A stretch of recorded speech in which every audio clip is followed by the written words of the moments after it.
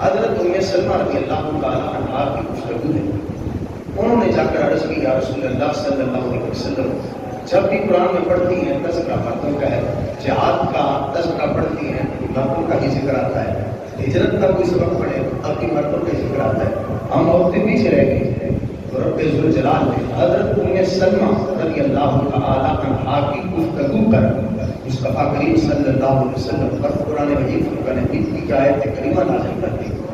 آپ دیکھیں کہ ازواج مطہرات کی کوشش اور ان کے سوالات اور ان کی عرض بارگاہ رسالت امام صلی اللہ علیہ وسلم میں تھی, اور جو نیکی کی تڑپ تھی, نیکی کا جذبہ تھا, یہ ہے وہ صحابیات ازواج مطہرات کہ جن کی گفتگو پر رب ذوالجلال اپنے کلام کا نزول فرمانے جا رہا ہے.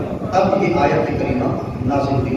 ایسے ہی مسلم امہ کی خواتین اگر ان عظیم ماؤں کا نصاب پڑھتی رہیں گی, ان عظیم اسلام کی بیٹیوں کا نصاب پڑھتی رہیں گی, تو یقیناً ان کے اندر بھی نیکی کا جذبہ ہوگا, دین کی اشاعت کے لیے یہ کام کرے. اگر یہ مضامین اسلام کے اندر نہ ہوتے پھر خواتین اسلام کو کوئی ایسا لیکچر, کوئی ایسا خطاب اعتماد نہ دے سکتا.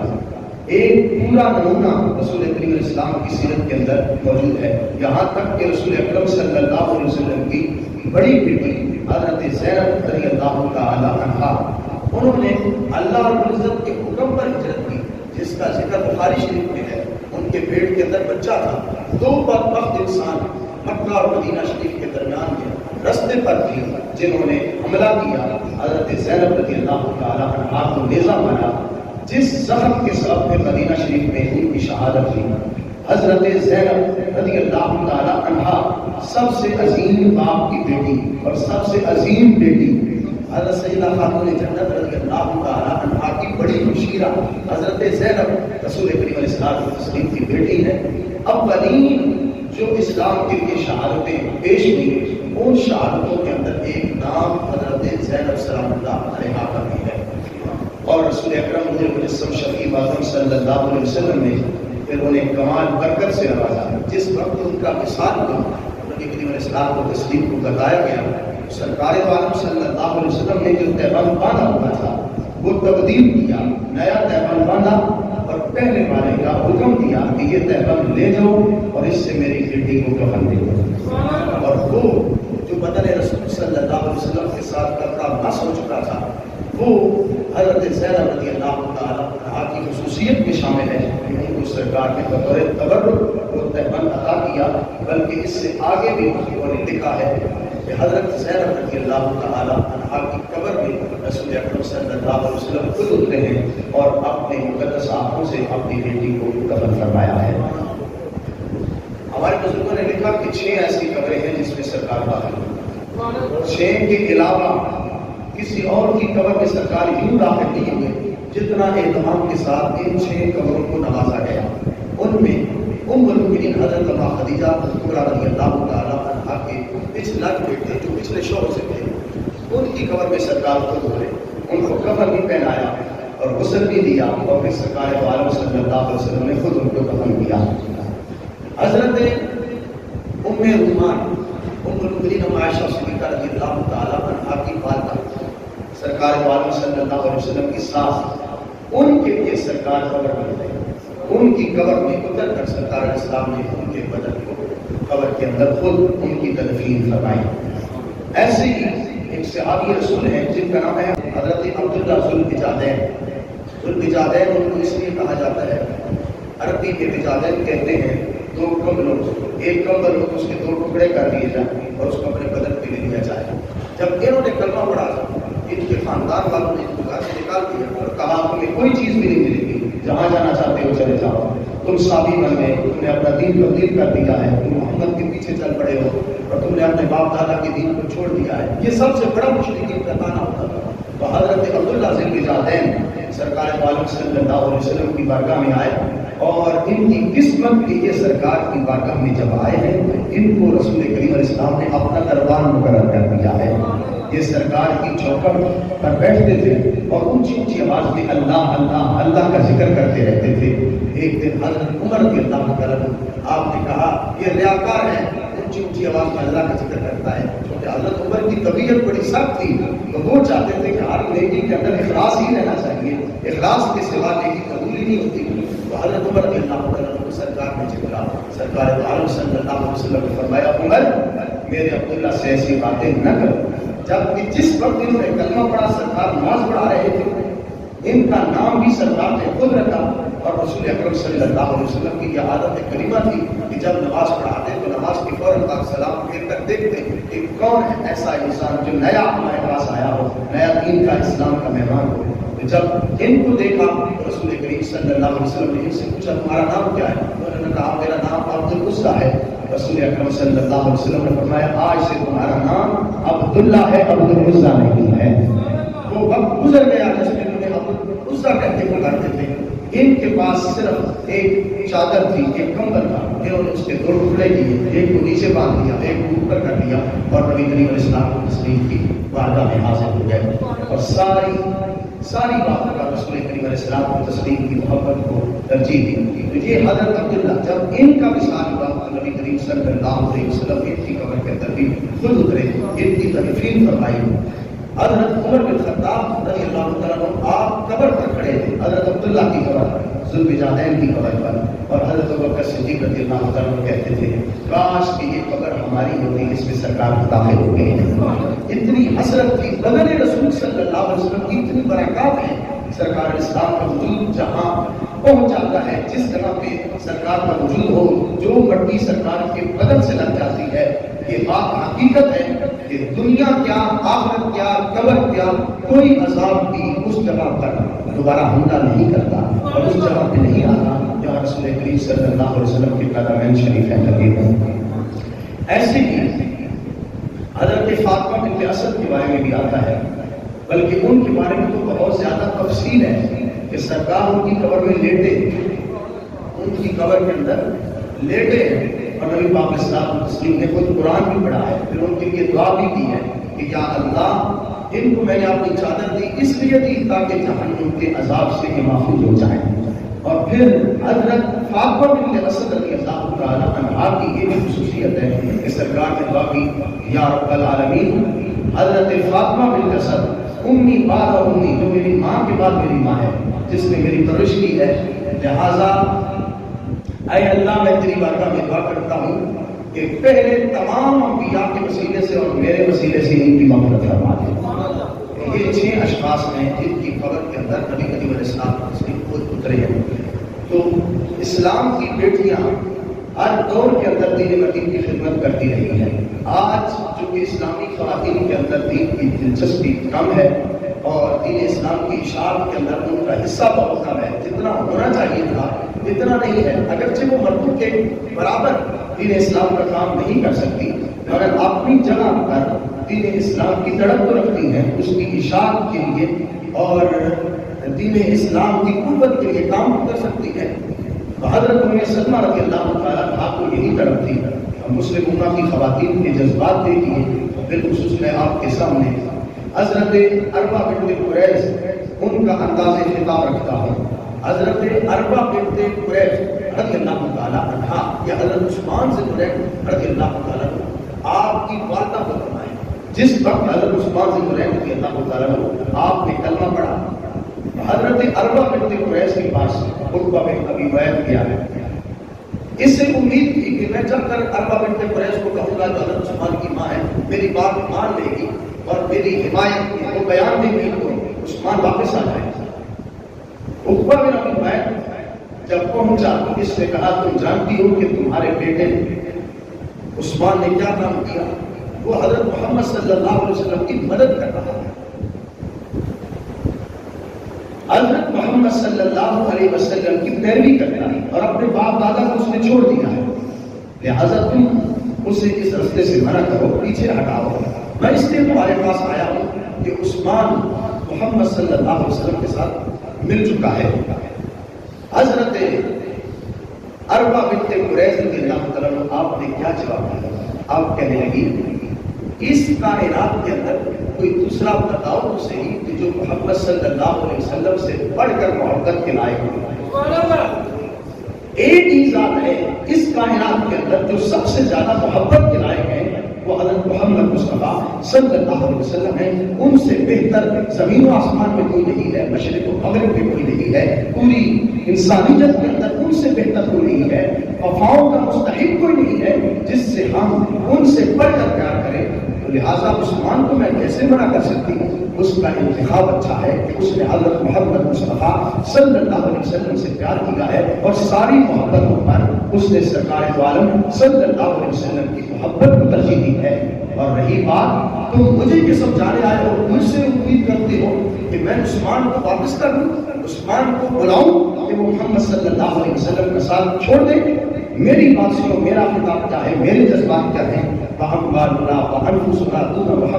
صلی اللہ علیہ وسلم کہا جہاں تک میری بات ہے میں تمہیں یہ بتا سکتی ہوں, میں اپنے جذبات کا اظہار کر سکتی ہوں. محمد ہے متاع عالم, ایجاد سے پیارے, بدر معدن مال و جان اولاد سے پیارے. میں اپنا سب کچھ حضرت محمد صلی اللہ علیہ وسلم پر قربان کرنے کے لیے تیار ہوں. میرے مال وہ بھی سرکار پر قربان, میری جان وہ بھی سرکار پر قربان. وانفسنا, صرف میری جان ہی نہیں, میرے خاندان میں ہر فرد کی جان رسول کریم صلی اللہ علیہ وسلم پر قربان ہے. تیرے نام پہ جان فدا, نہ بس جان جہاں فدا, تو جہاں سے بھی نہیں جی بھرا, کرو کیا کروڑوں جہاں نہیں. یا رسول اللہ صلی اللہ علیہ وسلم, ہم سے کوئی محبت کا معیار پوچھتا ہے, کوئی مرکز پوچھتا ہے, کوئی منزل پوچھتا ہے, تو ہماری منزل مدینہ شریف ہے, ہماری منزل آپ کے قدمین شریف ہے. ہم اس لیے دشمن کے سامنے یہ نعرہ لگا کر بتاتے ہیں کہ توحید و رسالت کی خاطر ہم ہر باطل سے ٹکرائیں گے, ہم فکر مدینہ کا پرچم ہر چوٹی پہ لہرائیں گے. معبود فقط ہے ایک خدا, مسجود فقط ہے ایک خدا, ہم اللہ کی صداؤں سے سینوں کو پھر سے کروائیں گے. حضرت اربع بنت قریش نے عقبہ بن معیط کو لاجواب کر دیا اور کہا صرف میری ہی جان نہیں, ہمارے خاندان کی ساری جانیں رسول کریم علیہ السلام کی تسلیم پر قربان ہیں. جتنا ہمارے پاس مال ہے ہم سب کا سب نبی کریم علیہ السلام کو تسلیم پر قربان کرنے کے لیے تیار ہیں.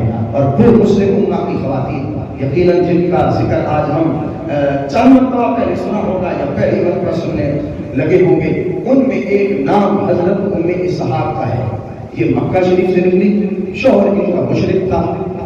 جب رستے میں کچھ سفر کیا تھا, مکہ سے نکل کر مدینہ آ رہی تھی ہجرت کر کے سرکار کے حکم پر. اور قرآن مجید فرقان حمید کو دیکھو, قرآن کیا کہتا ہے, وَقُولُوا فِي سَبِيلِي, جو ہمارے رستے میں اذیت دیے گئے, یہ وہ لوگ ہیں جن کو ہم ثواب عطا فرمائیں گے, یہ وہ لوگ ہیں جن کے ہم گناہ مٹائیں گے, یہ وہ لوگ ہیں جن کو ہم جنت کے اندر داخل کریں گے, باغات کے اندر داخل کریں گے.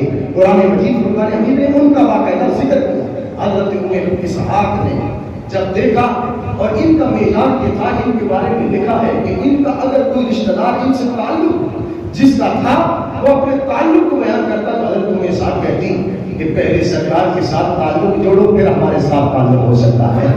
اگر سرکار کے ساتھ تمہارا تعلق نہیں ہوگا تو ہم ایسے رشتوں کو چھوڑ دیں گے. ہمیں ان قبیلوں کی ضرورت نہیں, اس خاندان کی ضرورت نہیں ہے جو سرکار دو عالم صلی اللہ علیہ وسلم سے وفا نہیں کر سکتا اور سرکار کا کلمہ نہیں پڑھتا. ہمارا رشتہ دار وہ ہے, ہمارا تعلق وہ ہے, ہماری برادری وہ ہے جو رسول کریم صلی اللہ علیہ وسلم سے وفا کرنے والی ہے.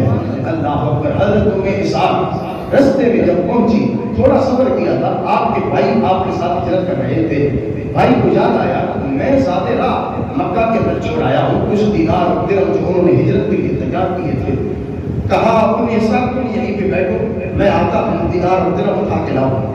حضرت ام اسحاق نے کہا تم واپس کو جا رہے ہو, مجھے تم پر فاسق کے حملے کا خطرہ ہے.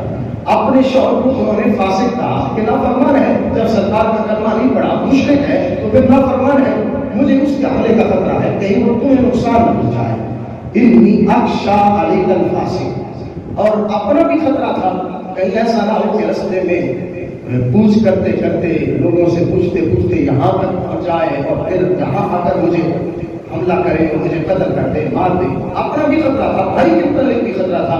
تو حضرت ام اسحاق رضی اللہ تعالی عنہا نے بالآخر یہ بات مان لی کہ تم جاؤ اور میں یہاں پہ بیٹھتی ہوں, تمہارا انتظار کرتی ہوں. آپ انتظار کرتی رہی, کچھ دن گزر گئے. جب آپ کا بھائی واپس نہ آیا تو ایک مسافر نے آپ کو بتایا کہ جس کا تم انتظار کر رہی ہو وہ کبھی بھی نہیں آئے گا, اسے شہید کر دیا گیا, اس اسے مار دیا ہے، اور اس فاسق نے قتل کیا ہے جس کو تم فاسق کہہ رہی ہو، وہ مشرک تمہارا شوہر، اس نے قتل کر دیا تمہارے بھائی کو۔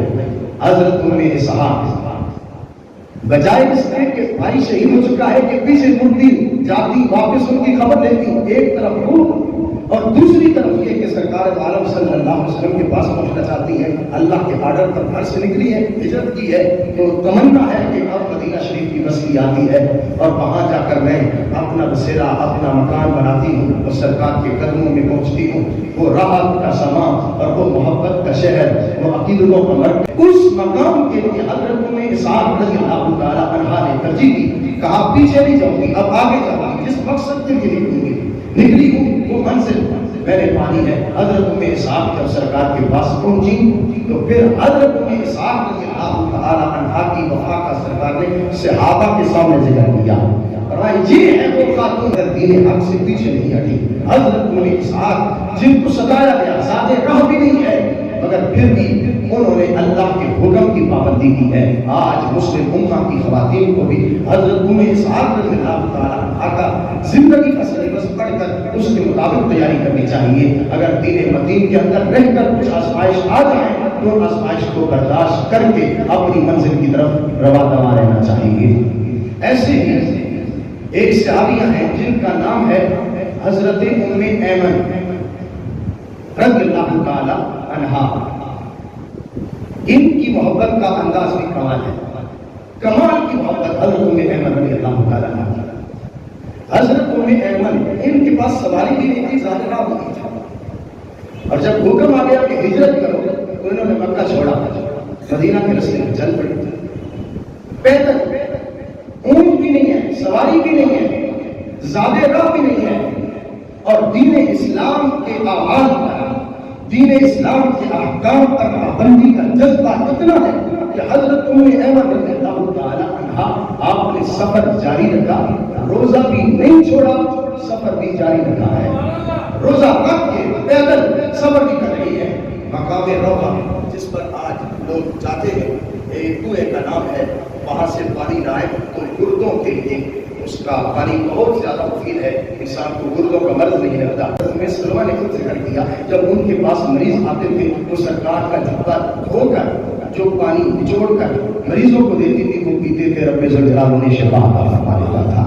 اس وقت کے بہت سارے دلائل الحمدللہ موجود ہیں کہ بدن رسول صلی اللہ علیہ وسلم کی برکات ہے، مگر میں اپنے موضوع کی آخری بات آپ کی خدمت میں پیش کرنا چاہتا ہوں۔ حضرت ام ایمن روزہ رکھا ہوا ہے، مکہ سے نکلی ہے، پیدل ہے، سواری پر نہیں ہے، اور زیادہ راہ بھی نہیں ہے، کھانے پینے کی کوئی چیز بھی نہیں ہے، توقعات بھی نہیں ہے، اور ساتھ کوئی مسافر معاون بھی نہیں ہے، مددگار بھی نہیں ہے۔ حضرت ام ایمن کہتی مقام روضہ پر پہنچی ہوں، افطاری کا وقت تھا، دل تھا کہ روزہ افطار کروں، مگر پاس کوئی چیز نہیں تھی۔ رب ذوالجلال کی مدد کام آئی، جو ہر حال میں بندے کی مدد کرتا ہے، جو ذات ہر حال میں بندے کی مدد فرمانے والی ہے۔ کہتی میرے سر سے کوئی چیز لگ رہی تھی، محسوس کر رہی تھی کہ کوئی چیز میرے سر کے ساتھ لگ رہی ہے، میں نے اوپر دیکھا تو آسمان سے ایک ڈول پانی سے بھرا ہوا میرے سر کے ساتھ ٹکرا رہا تھا، میں نے اسے نیچے کیا اور پانی پیا۔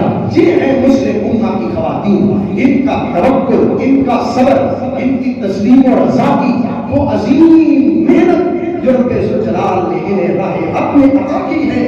آج مسلم امہ کی خواتین کے کردار کے اندر ان عظیم ماؤں کا کردار نظر آنا چاہیے۔ اگر اس کردار کو آج بھی اپنا لیتی ہیں اور اپنا کردار روشن کر لیتی ہے تو آج کی ماؤں کی زبان کے تک بھی تاثیر آ سکتی ہے، اور ان کے دین اسلام کی خدمت کے اندر رب ذوالجلال کی مدد ان کے شامل حال ہو سکتی ہے۔ وجہ یہ ہے کہ ہم نے، ہماری خواتین نے اپنا پرانا سلیبس، دین کبھی پرانا نہیں ہوتا، دین ہمیشہ نیا رہتا ہے، لیکن جو پہلے لوگ گزر گئے، اقبال نے کہا تھا نئی بجلیاں کہاں ان بادلوں کے زیر و دامن میں پرانی بجلیوں سے ہے جن کی آستین خالی، کہ وہ عورتیں جو مغرب کی ہیں، جن کے پاس کچھ نہیں ہے، جن کے لباس کے اندر فاشی کشانی ہے، جن کی زبانوں پر بے حیائی کے کلمات ہیں اور جن کے کردار ناپاک ہیں، ان کی طرف آج فلمیں، ڈرامے دیکھ کر، گھروں میں ٹی وی شو دیکھ کر آج مسلم امہ کی خواتین اپنے آپ کو تباہ کر رہی ہیں، جبکہ دوسری طرف ام المؤمنین عائشہ صدیقہ کی سیرت ہے اور سیدہ خاتون جنت رضی اللہ تعالی عنہا کی سیرت ہے، والہانہ سرکار کے ساتھ پیار ہے، گھر کے اندر اتنے کام کاج ہیں، مگر اس کے باوجود غزوات میں سرکار اسلام کے ساتھ سیدہ خاتون جنت پہنچی ہے۔ نبی پاک علیہ السلام کو جب زخم ہوا تو سیدہ خاتون جنت رضی اللہ تعالیٰ عنہا نے رسول کریم علیہ السلام کی مرہم پٹی خود فرمائی ہے۔ اس انداز میں جب دین اسلام کی محبت کو جہاد کے لیے اپنے آپ کو پیش رکھا جائے، دین اسلام کی خدمات کے لیے اپنے آپ کو پیش رکھا جائے، تو پھر رب ذوالجلال کی مدد ضرور شامل حال ہو جاتی ہے۔ رستوں کا تعین کرنے کی ضرورت ہے، اگر ہم رستوں کا تعین کر لیں گے تو انشاءاللہ خالق کائنات جل جلالہ کی رحمتیں ساتھ ہوں گی، برکتیں ساتھ ہوں گی۔ دعا ہے اللہ رب العزت ہمیں عظیم خواتین اسلام کا عظیم سبق اور ان کی زندگی کا کردار پڑھنے کی توفیق رفیق عطا فرمائے، اور رب ذوالجلال ہماری ماؤں بہنوں کو پاکیزہ زندگی عطا فرمائے، اور اللہ رب العزت ہمیں دین اسلام کے نصاب کو سمجھ کر اس پہ عمل کا جذبہ عطا فرمائے۔ آمین ثم آمین بجاہ النبی الامین۔